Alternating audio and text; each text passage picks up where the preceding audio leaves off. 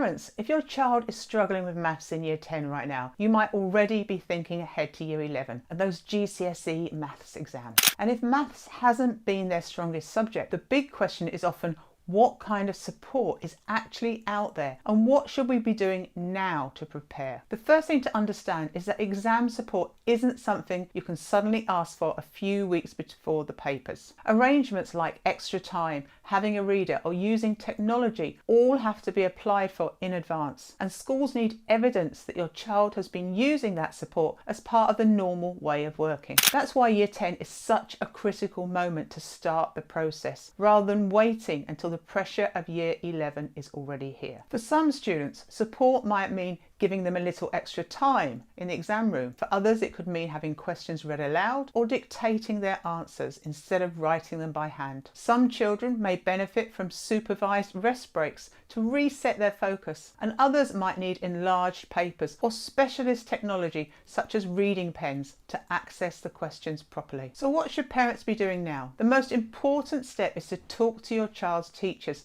and the school's SENCO about what support your child already uses day to day. If it's part of their routine in lessons, there's a much better chance it will be approved for the exam. It also helps to gather evidence, whether that's teacher comments, past assessments or reports from specialists, so the need is clear. Once support is agreed, the next step is practice. It's not enough to be granted extra time or a reader on paper. Your child needs to get used to working that way in a real test situation. That way, when the exam arrives, they're not facing anything unfamiliar. The main thing I want parents to know is this: you're not powerless and neither is your child. Support is available, but the time to act is now. Year 10 is the chance to put the pieces in place so that by year 11 your child isn't just prepared academically but also fully supported in how they sit their exams. That combination, skill plus support, is what gives them the best chance of success.